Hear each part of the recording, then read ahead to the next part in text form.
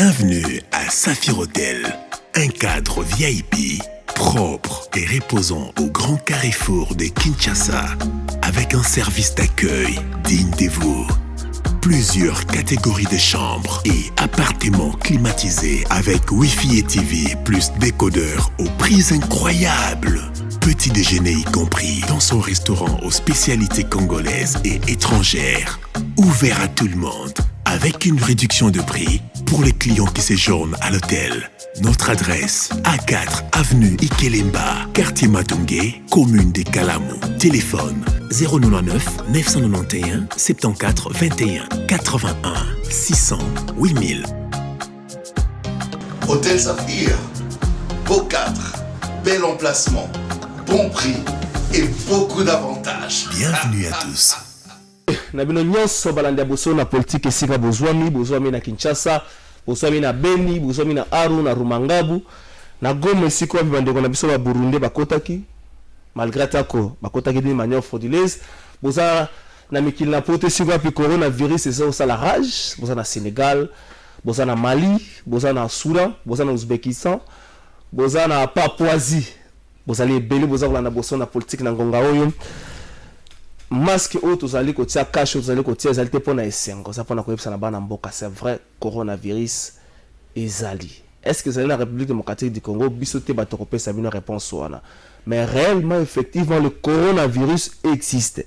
Le coronavirus tue. Sengeli batubaye bango mais aussi sengeli batubaye ba prévention oyo etiami pour na ko éviter ce que maladie wana to monstre wana na préféré na benga monstre wana et simba yo. C'est vrai monstre wana ezali lelo monstre à plusieurs têtes to éviter ndenge nini ko maîtriser les kambango jusqu'à présent mais monstre wana République démocratique du Congo si lelo zaka na entrée moko lelo oyo 4e cas ya coronavirus et outil ko za confirmé 4 personnes déjà bazali.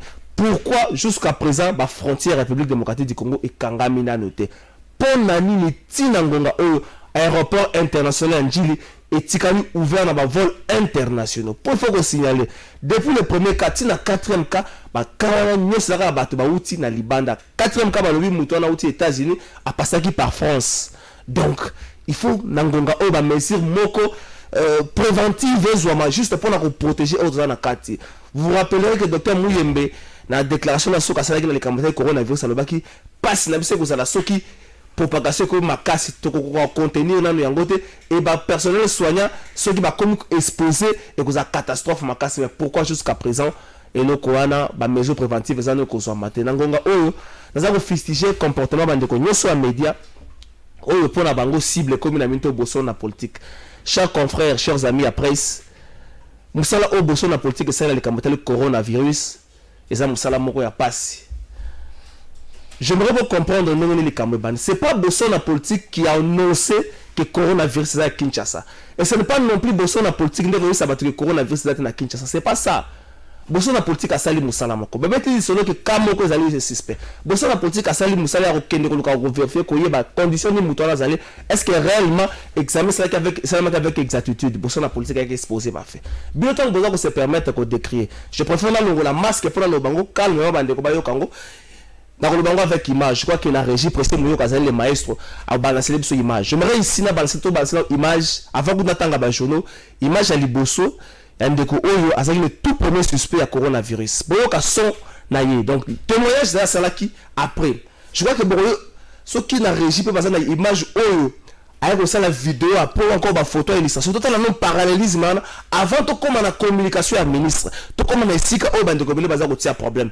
Est-ce que pour 2 secondes simplement ou encore 30 secondes maximum les tout premiers sont au ndeko Foster à Salaki tant que batia qui na quarantaine c'est au la biso yango to so ka to meka ko décortiquer na likambo ya coronavirus. Bonjour monsieur. Oui bonjour. On le rappelle Lingala. Ouais, naza congolais. Comment on a? Ngai Foster. Aux a de nationalité nini? Congolaise.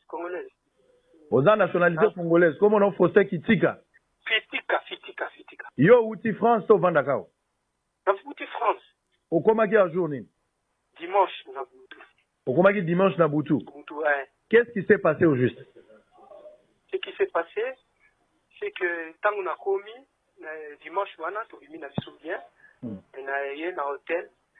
Bon, déjà, na yoka ki neti moi fièvre moko sali ngai. Oui. Moi fièvre et sali ngai. Bon, na tuni madame na alobi na peut-être ba vaccin on a zwaki ki kuna avant to ya. Ndi yango na mtu sali ngai peut-être ngwa na moni loka fièvre ngo et tout ça ina moi mke na bi bon na tongo to kende na hôpital. Na lukaza ba komina ngai ba kisni, na ta. OK na hôpital nini? OK na hôpital nini? Na Ngaliema. OK. Na kende ki na Ngaliema. Oui. Na ke na Ngaliema pe bien na mutali pe na ba médecin na ke na urgence na Ngaliema ba médecin ba komini nga pe ba kisi ba komini nga antibiotique na ba kisi mo boye na komela ko esila kala moko. C'est tout. Après nazongi na nganda kuna komi sikoyo na ndaku na ke ko ete ya bandal ko tala famille tante na ngai. Après namu na kaka batumba ye na babengi tante na ngai keno bakoya ko baya ko sala nga ba examen. Baya ko sala nga ba examen. Normalement na sala ba examen makila na ngali ma mesura na balobi na ngano loko ekuma kitar donc moi ba sala ngo ezal susté donc na limika le lendemain. Après na vandi kaka na banda na mona kaka groupe ba twana eye. Eye ono il faut tout ça l'examen. Bazaba minga bato bayaki. Bon, na éviter so baba minga balobi bango baza soki ba nani o bango ba yeko ba sala l'examen ba sala tout le monde bato ba uta photo bango nyonso ba sala bango ba examen. Balata ngini. Balaki na en civil, balaki en civil ça normal. Après balobi na nga ono faut ba sala ngai ba examen. Merci, précieux Mouyoko. Je crois que c'est de là est parti le problème. Ce qui réellement, le monsieur, jusqu'à Ngongawana, Azaki suspect, bakoye ko tika ete se déambuler la ville le roi mutu nyonso le roi mutu moko aza na problème moko te le roi mutu moko soupçon moko za ko peser sur lui. C'est ça que Bosso la politique a fustigé. Ndiko a quitté l'aéroport Angil. Tu bien l'aéroport Angil les alaka. L'aéroport Angil au-delà ba service nanu ya l'état. Et ça les balles soko bimi ba massa moko ba coopéra. Ba na posa te ba na point de vue pour ba simbo na loboko. To yeti abandi ko yake na hôtel, alongo na hôtel, ake na hôpital, ake na famille, ta ko na famille niveau ba ya mali bino boye ba yango. Wapi bato wana nyonso bazaki na famille wana. Wapi bato. Et c'est quand nini ba tester bato. Et c'est quand nini ba tester bato na 40. C'est ça que Bosso na politique a fustigé. Tout une étape parmi balé. Tant Bosso na politique a sali ma querer pour la hôtel na likambo wana. J'aimerais ici dire que parmi les autres qui se posent la minute, il y a problème, il y a communication. Il se pose un sérieux problème, il y a communication. La communication autour de Bosso, la politique jusque-là, et plutôt autour de coronavirus, ils allaient rater. Il faut s'assumer. Il faut dire ça au ministre de la Santé pour nous permettre de recadrer la voiture. La communication autour de coronavirus jusqu'à présent, ils allaient rater. Raté. La communication est un élément de taille, un élément de taille. Est-ce que confiance? Est-ce qu'avec tout ce qui est comme raté autour de la communication à ministre dans le cambo à coronavirus, ce ministre a tellement sous le bossa bateau, expliquer le cambo à coronavirus, ce bateau on dit melango. Bon, moi, le 4e cas déjà qui s'appelle bateau boya. Bateau boya na bango. Mais si vous prenez la personne le quoi docteur Mouyembe, on lance la campagne de docteur Mouyembe. Mais si vous prenez la personne comme docteur Mouyembe à communiquer sur le coronavirus, du coup, votre personne est au sérieux et puis vous respecter ma mesure. Il faut qu'on salue en une minute où la sensibilisation. Quelle est la sensibilisation faite par l'État congolais? Quelle est la sensibilisation faite par le ministère des médias, le ministère de la santé, le ministère de la communication et des médias basangan? Et là, on y a obligé aussi de savoir qu'on a réussi à battre coronavirus, c'est ça, batouboye banoni na kozala, batouboye tambola na bokebi, batouboye c'est masque, batouboye sur la mot, et là, on y a obligé de sali. Réunion technique nous nous pour pour la na bato bas respecter ma mesure préventive et le revenu mo yebi ka osala zali ko no ka média mususu bas attaquer la bosso la politique o te bazo créer flou biso te bato créer flou communication ratée n'était pas ministre bon le ministre et moko vous avez mis au point vraiment important la salle mise au point merci na bino je crois que vous comprenez bande nanga coronavirus ali ezo bomba. Je crois que pour ça nous reconnaissons la sensibilisation au Bosso na politique à salle et tika na écrit tika la bongo Bosso na politique pas salle nous sommes un grand bateau monango on a dit Bosso na politique to un bon ministre te biso to a Pierre na biso na kata kombo yanga Bosso na politique à salle c'est laver les mains souvent c'est couvrir le nez et la bouche avec le mouchoir ou le creux dans une bête du coude quand vous toussez évitez les contacts étroits à moins d'1 mètre ou 3 pieds. Ne pas se toucher la face, rester à la maison lorsque vous vous sentez malade. On a pas rien à la politique. On a bien pas. Bateau baza otinda bo fistija bosso la politique bo s'attaquer. On a bien pas. Quand on va communiquer, de toute façon, on va communiquer. C'est un très mauvais principe. Le principe ça, ça malade monter pour au salaire à ma cambo au salaire. Les gens qui misent au point vraiment, il fallait le salaire. Élu, ok, c'est jeune leader avant la soirée, tout ça lecture à la journaux. Le journal à la commune. Ces réalisations plaident pour lui. Les métiers du DG Rissa si vivement souhaités par les personnels de l'OCC. Ouverture de la session ordinaire du Parlement, Alexis Tambemamba invite les sénateurs à appuyer les actions de Félix Tshisekedi. Dossier fibre optique, le Congolais exige en majorité des poursuites judiciaires contre les anciens gestionnaires. Commerce extérieur, Jean-Lucia Boussa administre une cure de jouvence à la production locale. L'exclusif a commis IDP Tshisekedi halte à l'intox Jean-Marc Abound, gardien du peuple. Wana. Bon, on est bien le journal, ngaite, bon monango. Et puis ma 3 fois, bon le journal. So, le monango, le bon nous sous semaine prochaine. Et regardez. Forum des As a commis. Désormais présent à Kinshasa, le coronavirus s'invite au Parlement. Dans son discours d'ouverture, Tambo Mwamba a conditionné la poursuite de la session par les avis des experts pour éviter tout éventuel contagion. Pour sa part, Janine Mabunda invite le docteur Mouyembe à animer une séance académique sur cette pandémie ce mardi. Conseil des ministres extraordinaire, une communication importante du gouvernement entendue ce mardi. Et sur des chefs des établissements convoqués aujourd'hui chez le ministre Thomas Louaka. La prospérité a commis.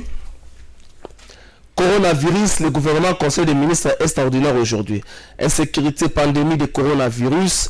Parlement, la session s'ouvre dans un contexte politique, sanitaire et économique difficile.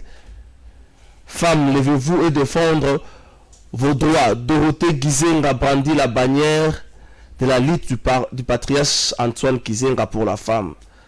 On a évité ce qui est l'héritage, tout ce qui est un libre débat. Libre débat commun. Les sénateurs et députés ayant marqué leurs vacances parlementaires à travers des actions sociales dans leurs fiefs électoraux. Nabo na ngotanga babilonga batoza a on a évité ezali ba base de bisi bango ou bien ezali bato o ba compagnie qui ba député na ba sénateur on de ba komi. So ezali bongo. Je crois que le président du Sénat rappelait que les conditions dans lesquelles vit la population. Donc, bon, comprendre l'article, on a conditions, ils ont autant de mon côté. À un certain moment, tout le monde la population est single. Pour un mardi, pour la première fois dans la politique, un jeune leader à Kasavubu, à Bibilenge,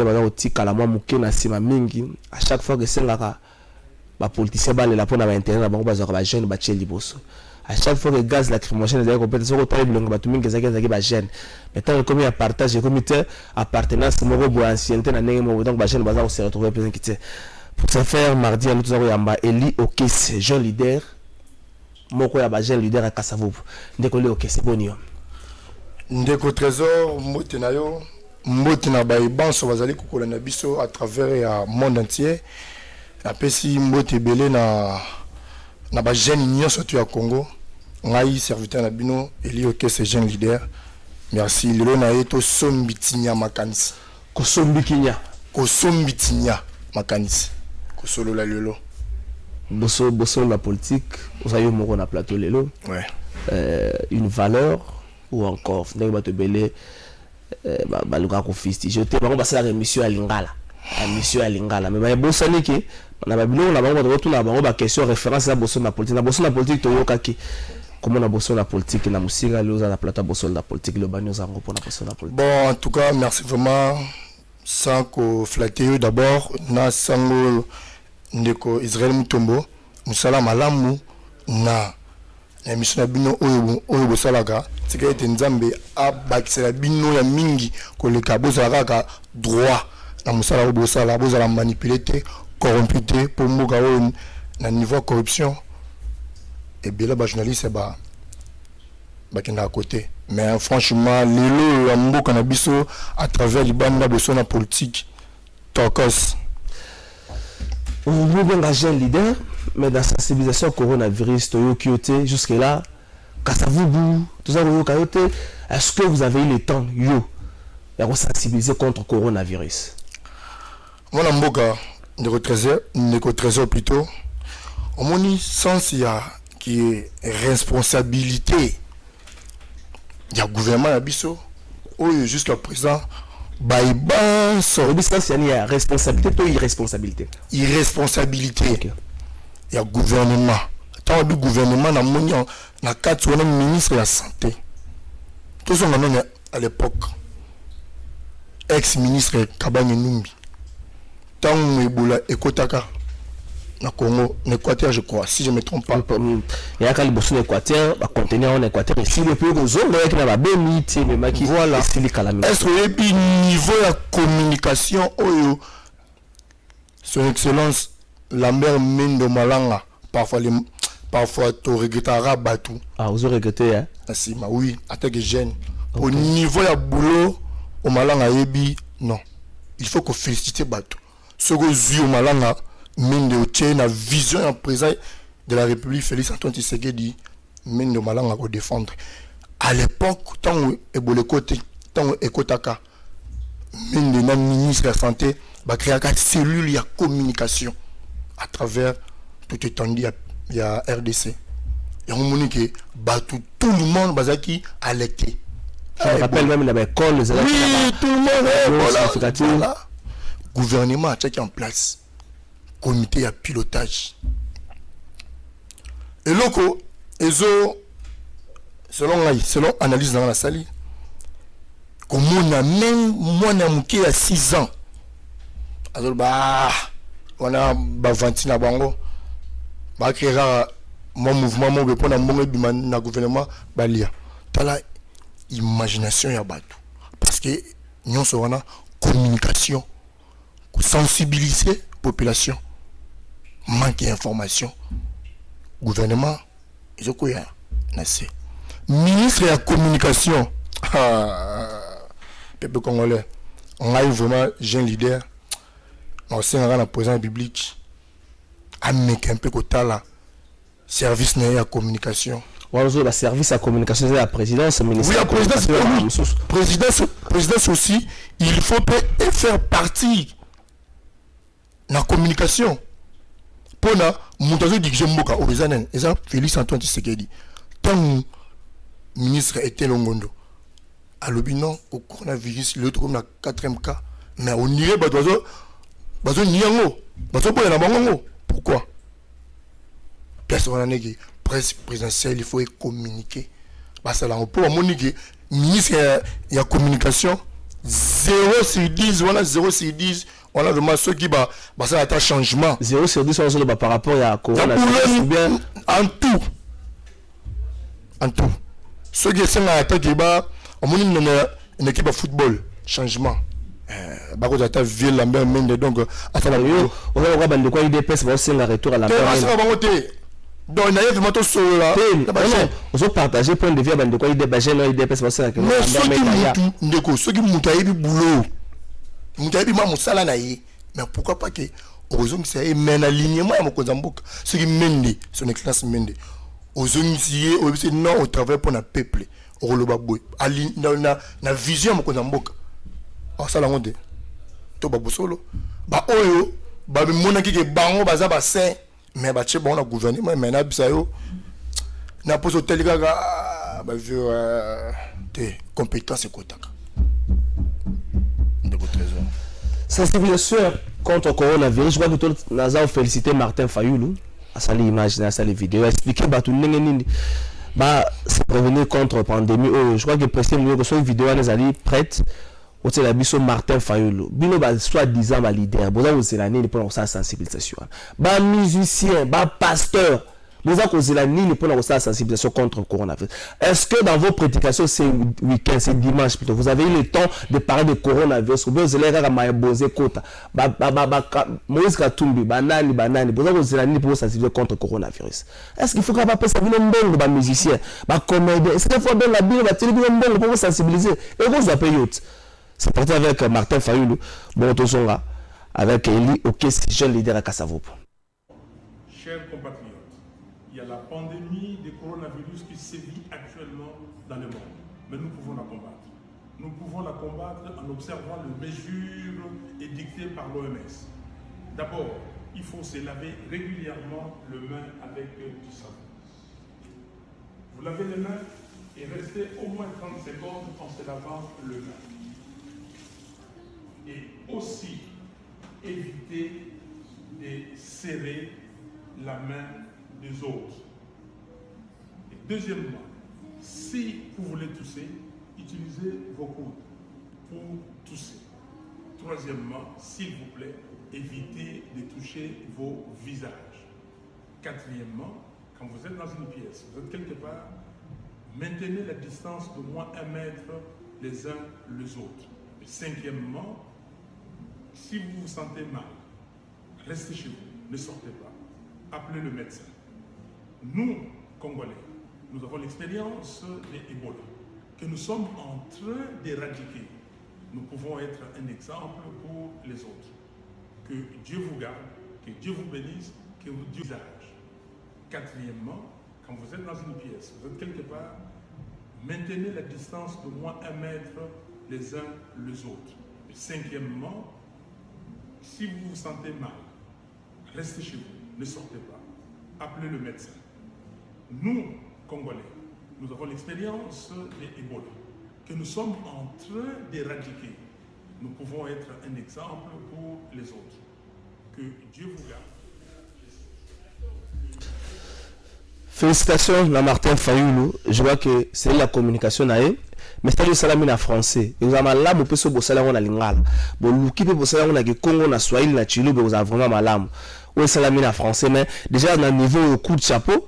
Mais le remords na moni tanga sukoli maboko papier ya saleli abanga na kati ya lavabo na ebite lavabo ana na sena ngo poubelle to ndenge nini waza ile mamoko eza mo raté na kati ya communication mais dans l'ensemble félicitations.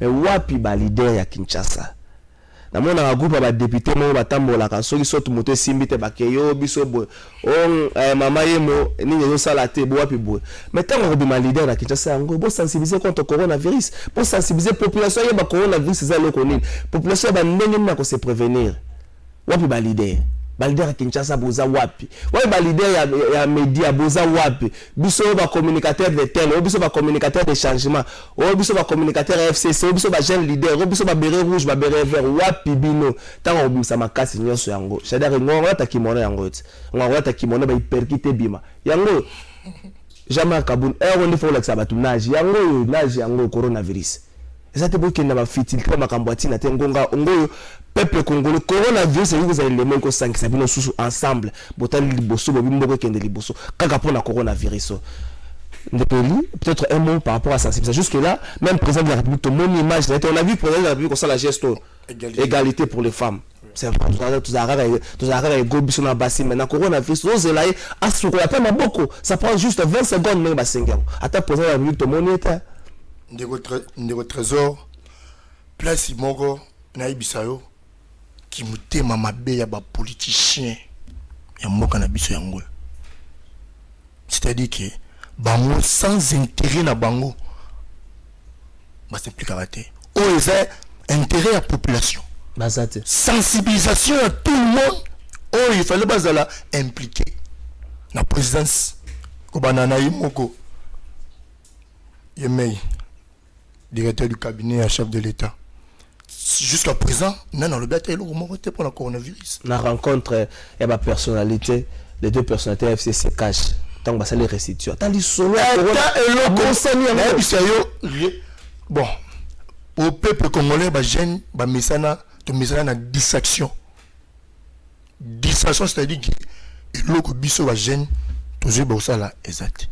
Bah politicien, exact, des sorties ya ba politicien na ba politicien baza bato oyo batala ka intérêt na bango bakosaka kolobela peuple na bekra peuple tango ba okota en kantimini to le sola peuple omoni bango baza wana banini to tshana setala tout intérêt na biso c'est ça un politicien congolais politicien oyo aza na mou ya mboka na ye il faut alobela makambo ça normal jusqu'à présent.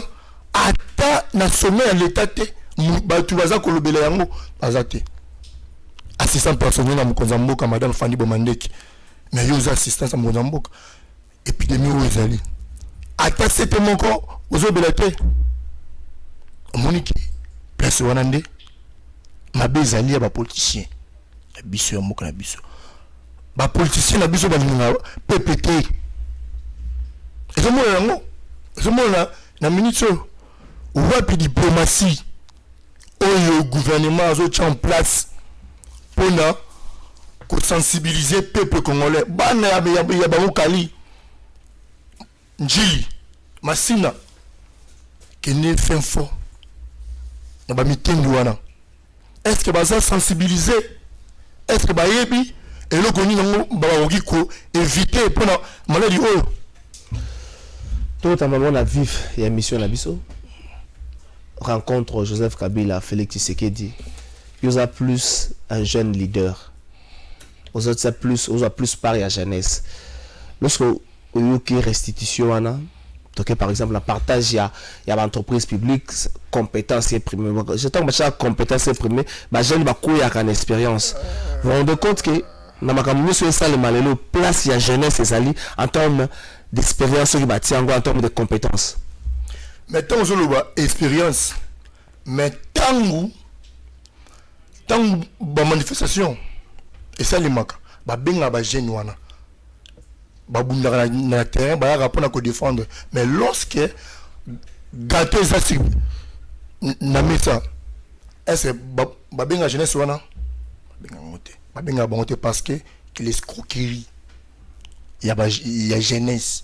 Est-ce que les jeunes sont conscients il y a un rôle de jouer tant que c'est qu'on a front? Est-ce que ça va conscient les jeunes ming tu vas dire tendance à président grand prêtre Nzambe yango na je biso que lit o ngai eli oke c'est miraculé na bandi yango pour ko conscientiser les jeunes baye ki moka na biso ezala mutu moko te akoya ko bongisa yango à part biso moko azate. Ba rencontre. Combien de rencontres au Bakutani sur son excellence monsieur le président de la République, l'homme des situations difficiles. Wana Fachi Beton Bikouj. Vous bakissez les combos? L'homme des situations difficiles. Oh. Pour Azam Kondiamoka. Chef de l'État commandant suprême. Oh, Azam président ya Ngainayo, président ya Fayoulou, président ya Bécholé, président ya son excellence Joseph Kabila.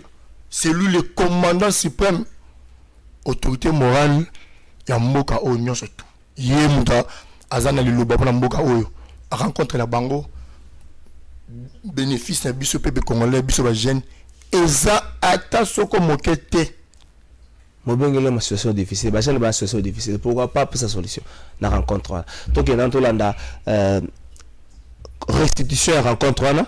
Au directeur cabinet Salaki, mais je préfère préciser ou associer malamon qu'on a réaction à la population de Cambodge coronavirus. Les Congolais osent makambo bande Congolais bazoloba coronavirus ba Congolais bazongone. Donc les Congolais lambda, Congolais anzela. Oyo makambo bazoloba pour la coronavirus. C'est parti directeur cabinet puis réaction à la population. Compte rendu de la rencontre entre les deux hautes personnalités de la coalition Cash FCC, à savoir le président de la République, son Excellence M. Félix Antoine Tshisekedi Tshilombo, et l'ancien président de la République, son Excellence M. Joseph Kabila Kabange. Il s'est tenu comme convenu entre les deux hautes personnalités. C'est signataire de l'accord de coalition Cash FCC ce jeudi 12 mars 2020 à la cité de l'Ancélé à Kinshasa, une importante rencontre. Deux points importants étaient inscrits à l'ordre du jour de cette réunion, à savoir 1. Évaluation de la mise en œuvre de l'accord de coalition Cash FCC. 2. Dispositions à prendre pour la décrispation politique et la bonne marche de la coalition. S'agissant du premier point relatif à l'évaluation de la mise en œuvre de l'accord de coalition Cash FCC, les deux hautes personnalités ont constaté qu'il y avait réellement un malaise dans le fonctionnement de la coalition, Malaise dû essentiellement au malentendu, à certains agissements, à certaines sorties médiatiques inappropriées et aux incidents survenus à l'égard des personnalités FCC à certains postes frontaliers. Tout en regrettant ce comportement. Les deux hautes personnalités ont dissipé l'entendu et pris l'engagement à mettre tout en œuvre pour que ce genre d'agissements déplorés ne se reproduisent plus. Les deux personnalités ont également regretté le décès du général-major Delphin Kayimbi et attendent avec diligence les conclusions de l'enquête en cours pour élucider les circonstances de la survenance de ces malheureux événements. Bon, pour d'abord, on a les informations clarté parce que au départ, le ministre a dit que le coronavirus est là chez un monsieur il y a 52 ans, venant à France, mais après, OMS a démenti. Bon, tu éviter proposition ou bien information au ministre a fait ça qui est vrai ou est faux parce que nous sommes totalement en là. Donc comme moi ba tumisusu balati ba fini ki bazolo. Bon tozo ebate. Biso soto fini ka bazolo ou bien est vrai. Omoni na yango na osepela que ce qui information ezali surtout ce qui est pas ministre ezara information moko solo oyo ki oza crédible baza na contradiction tena OMS pour ministre de santé OMS pe les organisations ya santé. Donc il faut pas travailler en collaboration pour na tous avoir informations qui seront claires au moni et aux ala bien. Ce qu'il faut que musika na éviter pour toka que non magamba coronavirus en 19 millions de dollars ezali. Est-ce que ça pona balanga na lobalanga de côté a na pe na mbioki karande batnyo subayoki. Voilà, merci beaucoup. Apport nanga pona panique wana vraiment eza pas pour na biso ba congolais nana. Pourquoi? Parce que na minute otoza peuple azo se retrouver te. Vi ba média otozola. Ministre de la santé a lobby boye, on met ça lobby boye. Peuple azo yebate na Rolanda. Ministre de la santé a éclairci, a fait de bonnes informations na bato. Tout ça l'éclaircir au juste. Les gens n'engeni ne banaikaka papa a 52 ans et à Outi France deuxièmement Camerounais à Outi France. Bato na bazo longa kuna ko ya awa. Boyambi bango. Après quelques temps boye ko découvrir. Mais effort na bango les gens n'engeni. Biso toza paniqué mutu. Donc on ne sait pas comment se protéger, to ko sala ndenge nini. Pas la même campagne de sensibilisation pour na batu parce que mutino zaza na kilitira ko tanga te, mutino zaza na kilitira ko landa information te, pas ça peut même campagne de sensibilisation pour na coronavirus. Poto yeba parce que peuple a commis paniqué, ba muso komona bakangi bazolo, ba muso bakangi bilamba, on ne sait pas. Aujourd'hui c'est le Cameroun. Ba aider biso pour to zala bien parce que les maladies moko ça grave, ça terrible. Pour conserver en mboka c'est difficile. Talana no Ebola pamba, ça fait déjà combien d'années? Mais na coronavirus c'est terrible. Donc c'est un peu ça. Bon,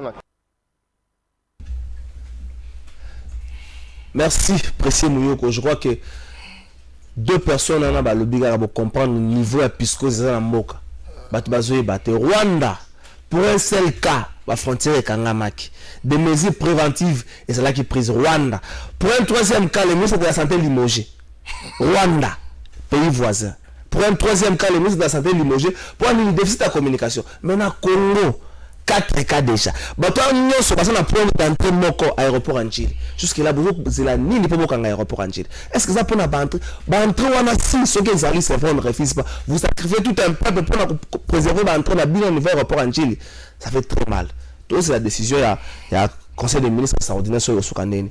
Donc on a dit rapporteur des circonstances il y a rencontre à Joseph Kabila Félix Tshisekedi rapporteur des circonstances Vital Kamerhe. Batobele va fustiger balobi il n'a pas qualité, il ne devait pas faire ça pour la nini qu'on restituer rencontre moko privé. Est-ce que le monsieur de ça la matin il y a un jeune leader lecture nous ça y rencontre. Bon, il y a même la restitution à Vital Kamerhe. Son Excellence monsieur Vital Kamerhe avec beaucoup de respect. Sur le plan politique, monsieur Kamerhe il est très fort. Mais sur le plan administratif,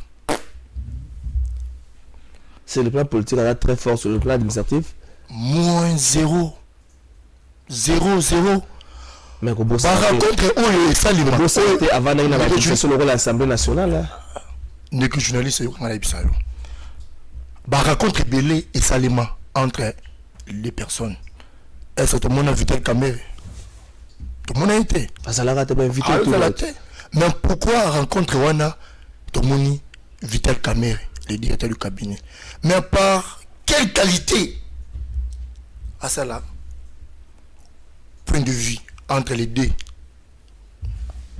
Joseph Kabila na Félix Tshisekedi. Chose grave. Oh, on a une sécurité. Oh, les deux grandes personnalités. Apparemment, le roi donne à deux présidents de la République.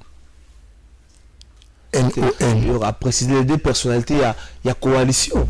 Il y a coalition. Non, c'est caché.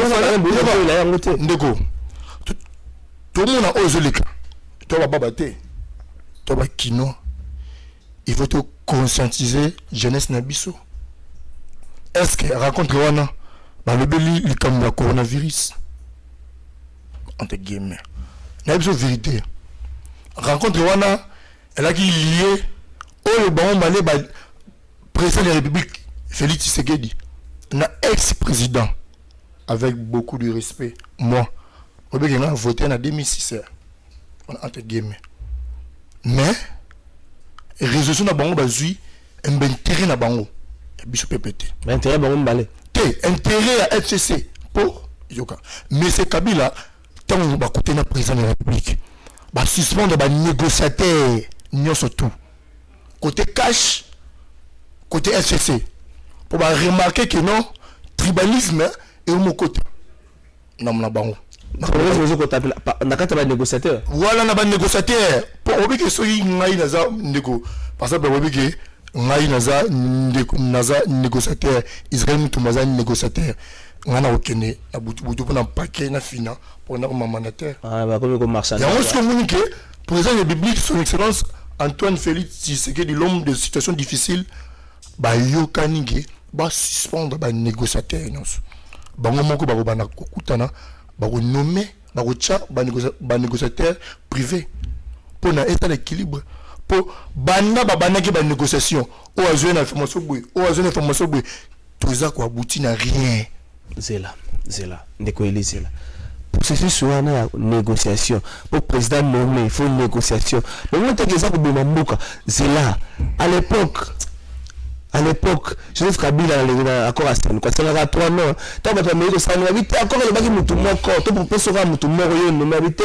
pouvoir discrétionnaire à chef de l'état tant Félix Tshisekedi a négocier déjà parce que la reba il est combo mo na FCC il y a tiré à valider là vous montez ça pour mboka et ça au bato ça baki na kasi pouvoir les attributs du pouvoir Félix Tshisekedi ça na ngote na biso le moment où ndeko toi na président moko oh tout le monde a ébi mais c'est un homme humble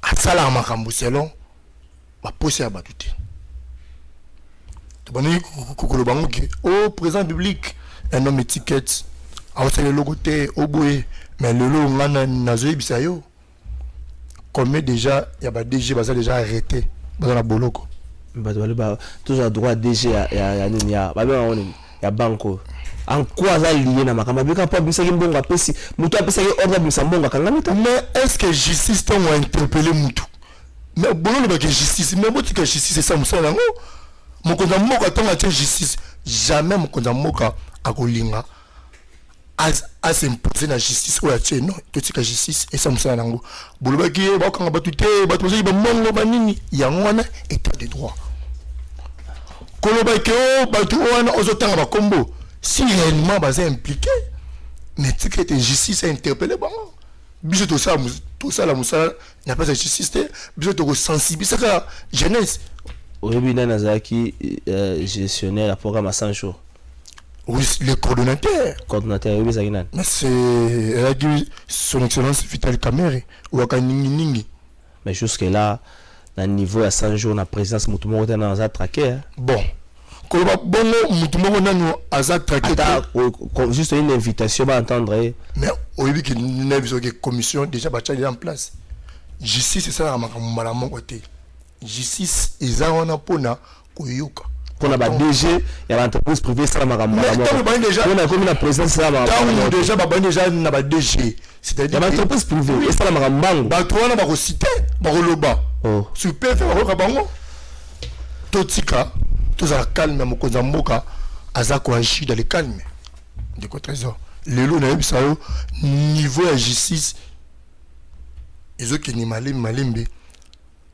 basanguinaire bagangster ya mboka oyo balingaki oyo bapensaka jamais un seul instant européen sa chance na jeunesse bapasse yango te. Mais aujourd'hui, il y a trop de jeunesse. Dans tout ce qu'on voit, parce que jeunesse, les jeunes, même dans la nomination, tout qui est dans le gouvernement. Quota jeunesse, jeunesse, les jeunes, dans le ministère, le ministère, le ministère, la bonne année, on va combattre. Tant que tu es dans la mandataire, puis les jeunes entreprises, on a beau d'avoir officier l'entreprise. La jeunesse, tout ça, ils ont la jeunesse, nous ont jeunesse, il y a RDC. C'est-à-dire que Baye va partir à l'élo. Plus question de manipulation. Au moins un politicien va créer clan à Bango. Il va détourner à Bango. 20 millions, millions à la police, il va millions. Attends, on détourne millions. Avec la partie politique qui sont au Pakala. À final, ceux qui membres pour protéger Bango. À l'état, comme on va bunda, il va finir utiliser jeunesse. Ils ont 10 000, ils ont 5 000. Il y a jeunesse peu aux Zumbongo. Parce que d'après tout ça, tant que les politiciens à refendre à Bamoni qui est le bélier, Bundelier, à le commis par un gâteau. Ah, ils sont là, nous, au niveau des titres de l'homme-moutier. Mais là-bas, marche, on a tout au niveau des titres de poids. Si vous relevez le Cameroun, on va le battre. Quand on sait qu'il va utiliser pour la marche, gaz, lacrymogène, jeunesse, on a bien. Quand comme la partage, jeunesse, ça la nuit pour que lobby, ceux qui comme attendent la partage, ça la peine ici quand je ne sais pas ça. Jeunesse, la mise au nazo, yebisabino, bobo ya manipulation. Un d'abord, corruption. Nous avons la corruption. Il faut de la dignité. Il faut de la dignité plutôt. Le monde attend à défendre Mboka Oyo, Azana Ajini. Si je ne me trompe pas, 33 ans. Mais, défense au Lumumba a défendu Congo, le Lopo, le Longana, tout le plateau, tout le Bela, grâce et fort. Il n'a jamais été corrompu. Jeunesse Faux Elanda, exemple. La Moussala Oyo. Joseph Kabila comme président a 29 ans. Non, ça, Jeunesse Faux Elanda. Ah bon, ça dit 29 ans.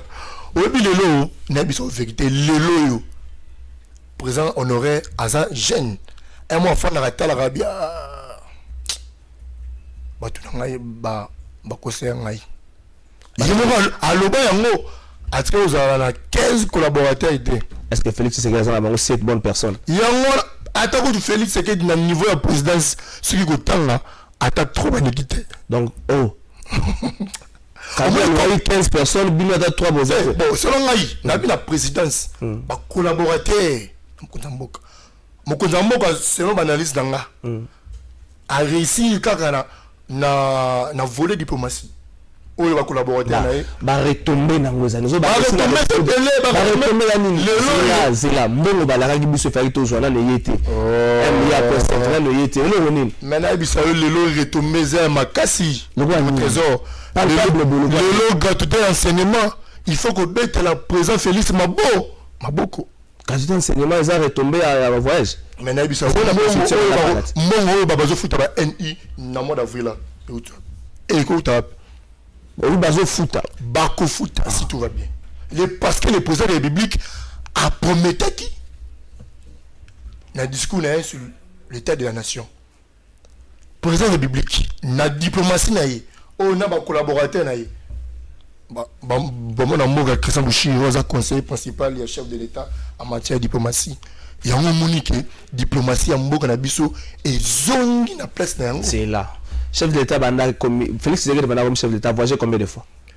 A voyagé 10 000 fois. A voyagé c'est la c'est ça là. Ba retomber au tabotin kaka makambo gratuité. Mawana pour voilà. Donc ba voyage junior surtout ba gina chef de l'État voyagé comme malamo pour le classe de sa gratuité. Mboka to. Mais yo ce que tongela na président au baleka. Bazon atteint à $10. Ils ont la mboka na resa mboka. Le il faut ngana yo tobeta maboko malgré que communication ils ont vraiment la moyenne zéro le na gratuité et enseignement au rebelle côté président de la République à peine kokota or ba ministre à l'époque ba grand gabarit le ministère de l'éducation geste homme ko zamoka sali pas moins de 7 mois gratuité tout le monde va bénéficier d'ango et à l'opposition et à la majorité et à tout le monde ensemble le peuple congolais parce que bana na bango nyonso elingi lié bana na kati ya makabala par rapport que biso tout bana biso bana bakonzi wana tozo bénéficier na gratuité wana ba tango fele imagine fele 0 francs mwana accueilli classe na bikini na cahier afandi a une notion a une naku grâce à Nani Félix Antoine Tshisekedi et wana il faut que féliciter Nani ministre Willy Bakonga que féliciter na collaborateur na vice ministre Zela ndeko Elisela gratuité oui et constitutionnel oui enseignement de base de la constitution gratuité de constitutionnelle. OK. Chef de l'État est à mettre en musique un article de la constitution. Application. Oui, c'est ça mettre en musique. Voilà. Ministre. Ayewanara exécutant. Voilà. Mais la scène Cambouano, on ne veut pas ici revenir sur ça. Il va y avoir Cambou ébélé. Oh, tu vas dater la partie, tu dois revenir sur ça. Voilà. Et ébélé, tu revenir sur ça. On se va permettre d'expliquer. Bana ya masina bana tu ya Congo mobimba isolo ya gratuité enseignement na éclairci bango éclairci bango ne parce que bango so bazo mona ngo voilà yo ko éclairci bango omoni na ndenge na question na aussi koloba gratuité c'est la carte ya constitution 18 ans passés si je ne me trompe pas est-ce que mokonza mboka honoraire à Sengaka mise applicabilité pour la gratuité. Gratuité c'est 18 ans. Ça là déjà. Non. Et il y a la constitution en 2006. Voilà. 18 décembre 2006, je crois. 2005. 2005. Constitution voilà. Oui. Voilà. Après voilà, est-ce que Kobanaka en 2007 voilà, si fait mandat il y a présent honoraire, est-ce que gratuité et ça a manqué. Betela Félix Antoine Tshisekedi Maboko. Parce que côte à côté malaman encore gratuité bana lelo so qui na service national d'identification cerni au monde a plus ou moins 4 millions d'enfants oyo ba côté classe est-ce qu'on les a fauté est-ce que ba pandisango bolobela déjà initiative wana ko na moka lelo yo ba NP. Et c'est quoi le problème ezali? Ba NP lelo Rebecca li solo ya ba NP te na ministère. C'est quoi le problème ezali en problème ezati. Et c'est quoi le problème ezali? Problème ezali. Ba bi gonflement de chiffres. Mais le problème ezali. Au moni discours à mokonza mboka sur l'état de la nation a pometaki a kufuta ba NP a sali yango aussi plus de 94 000 agents na RDC Mopimba.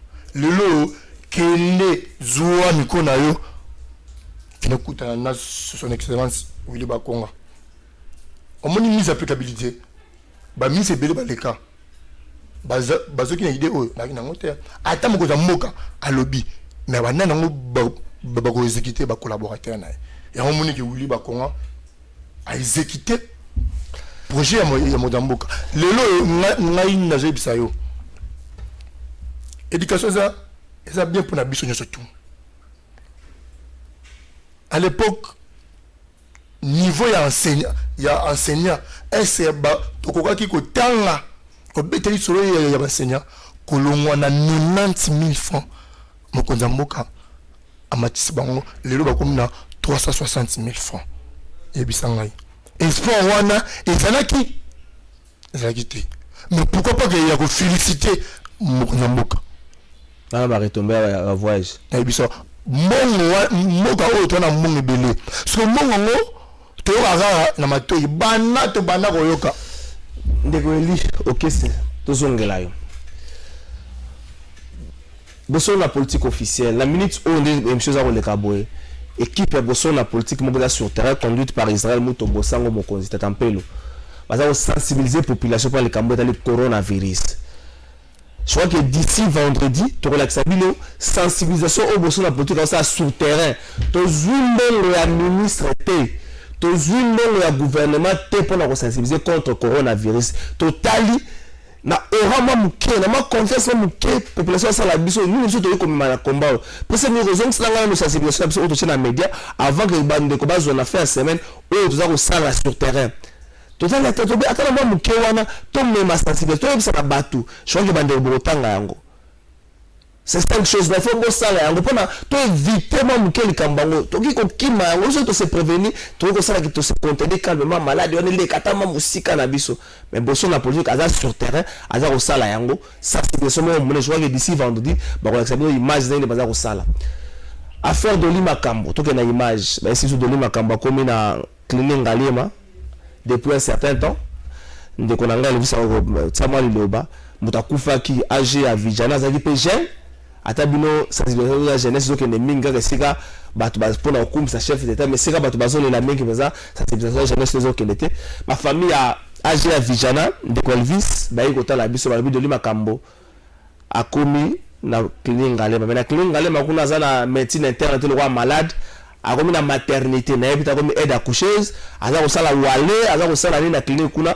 choki bola na no témoignage ya bandeko ndenge baza ko décrire plutôt makambo za usana na justice atande ko ile za komisa mais comment c'est peut-être condamné parce à se retrouver sous na hôpital mais na hôpital na pression nini na maternité to la bon to Rose maman Rose Bungela et pas Belvis Nkuku ndeko na biso atika biso ozali nani azali tata mwasi na ye tata mwasi na ye donc rende kwa papa na ye to na boye na boso na politique et loko nini sali bino passer pour être toyebi que ba condamnation zalaka déjà c'est un vrai condamnation donc c'est bino mwana te mais au moins vous allez soulager que moto oyo asala ki alongola ki bo moina mwana na bino aza condamné aza na justice aza na condamné voir prison vous allez ki mamke soulager mais loko ni sous saison qui bino passer na motema papa eloko ezongisi nga pasi na motema yango oyo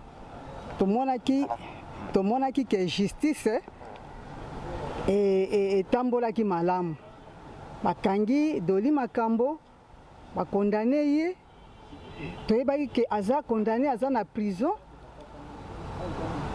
toyoki lisusu o Lima Kambo azalaka na prison te yende akende kovanda na maternité ya Ngaliema na pavillon ya maternité na maternité kuna ye mobali akende kovanda na maternité ndenge nini comme aide accoucheuse botunela ngai ye botunela nga pe batu bakonzi oyo soki bakoma ko transférer prison ekoma na maternité ya Ngaliema aza pe na médecine interne te soki mutu aza malade akovanda na médecine interne ndenge nini ye avana na Ngaliema basalaka ye wale ubia akoma aide accoucheuse ubia akoma médecin ya kosala batu ba césarienne. Est-ce que bo vérifier qui tout ba bino libota ndeko Belvis est-ce que merci pour ce mot je crois que wana zali tata mwasi ndeko Belvis kuku azalaki âgé ya hôpital Vijana o boye ba circonstance na kufela ya lobi ndeko de Lima Kambo koma na ye na maternité na clinique Ngalema ndeko Eli dossier wana et tout ça qui peut ba jeune ndeko Elvis azaki elenge on a makambo toujours sensibiliser ta so on makambo toucher le coup ma chef de l'état nous a sensibiliser non normalement Eli Okese pas Elvis Eli Okese oui kokumi se mokonza mboka na misala wazo sala ozo mona dossier na lobi na makambo batu ba otombola mungu yango na ngana ebisi peuple congolais on appelle justice et ça la musala yango tous à calme justice déjà et ça musala yango le de Lima Kambo ana boloko te ba beza na clinique Ngalema mais na maternité so ka bela ki face à la médecine interne à la maternité ndeko trésor azana ba image ya maternité pesali mais tout que justice c'est ça musala na maternité le monde ndé bino ba pandisango tango bozo lakisa boyi pepe moni musala bozo sala ya mwana comme ça justice pe et la muka il a la qui t'es d'habitude il a la qui casser la muka point que kola moi c'est-à-dire quoi et ça ma dossier mususu o justice biso peuple tous avoir des formations, que les canaux bango va conduire auto, pesa bango communication. Ah, c'est ça. Na de lui quand on va condamner à 10 ans, à comment va na maternité na mukeba ici ça se battre à l'âge là non. Ezala venangai mukeba yi justice zali au samsala. C'est que justice temps. To intimider justice na bisoté mboka. Ndeko eli que c'est to comme na suka. To comme vraiment na suka. Vous avez jeune leader ya Kasavu pour ça sensibiliser jeunesse pour que l'eau va à la marche pour la population. To comme na suka ko tomba mabo. Ola pande so mara. C'est là la para mission non un koloba mukebo mais ministre mukebo ndeko. Tout ça une heure. Bakamuza kutu nani kutu ya koloba nani silite ndeko. C'est une heure de temps. Tomba mabo. To comme la suka. Ndeko eli okese jeune leader à Kassavo. Est-ce qu'il y a solo za ko sensibiliser la jeune pour l'intérêt na bango bezo coopérer na pota les boum na mo. Jeunesse ya Congo na yi a pour l'intérêt de boumute. Na yi a pour la prise de conscience kolobete jeunesse ya biso ya mboka RDC tous ala ils sont manipulés par ba politiciens parce que biso mo lelo il faut tous descendre sur la main, c'est-à-dire que bisika yozali bopeto pour prêter informer batou o baza pembe na ok coronavirus ezali sensibiliser tout le monde que coronavirus est vraiment na kati ya RDC gouvernement et ça apprend nango bino pe ba pandisango zela ndeko elio oui gouvernement ya ilunga ilunkama premier gouvernement Félix Tshisekedi depuis côté les lois okende inane si faut au côté ango sur 10 est-ce que gouvernement n'est combien dans moitié cause à 5 par rapport à la réalité sur terrain biloko côté mati bato baza kolela koto saute muté kanga nzela bato babisu teneni bakota na gomba to bazo bakisa coronavirus yango est-ce que to ça 5 sur 10 normalement selon point de vue nanga na côté il y a diplomatie na éducation ça va automatically diplomatie en la chef de l'état to ya ministre des affaires étrangères diplomatie ya mokonza mboka na ba collaborateur na ye ya cabinet mokonza mboka ba conseiller oyo solo oyo ba pesa ka mokonza mboka conseiller malamu mona mboka Christa Bushiri na tunio s'il faut côté ango sur 10 parce que la chiffre aussi ces missions dans la présidence vraiment il faut président public à balayer à modifier cabinet na ye na gouvernement vraiment il y a une résolution oyo ba côté na ki pour vraiment que d'ici juin mai modification du gouvernement bana mboga baeba siko biso jeunesse biso toti ya koza manipuler photo tcha mutuna na biso pour ko aider mboka ko aider président ya RDC Félix Antoine Tshisekedi Tshilombo. Merci pour son politique ya mardi à lelo 17 mars comme na suka to yambaki mwana mboka Eli OK c'est jeune leader à Kasavubu abaza ko sensibiliser to za tota la mission ya sensibilisation comme ndeni ndeko mwana Congo boso na politique aza ko sala forte sensibilisation les kamotali coronavirus mais to ko senga pe na ba autorité bo sala part na bino botika la terre ko sala ka ba débat ko tinda ka ba communicateur ça ne sert à rien les amis qui se font appeler communicateurs boya na makaba coronavirus té botika na ba débat na bino ya politique coronavirus boya té parce que réellement coronavirus ezo boma côté kuna boyate au communiquer de comme chose au communiquer mo ko zana ko za le mo malamu te merci misa mokola Lucille.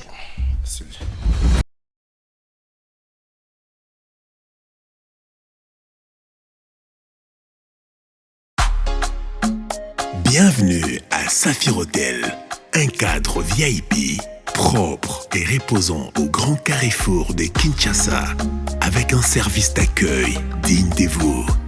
Plusieurs catégories de chambres et appartements climatisés avec Wi-Fi et TV plus décodeur aux prix incroyables.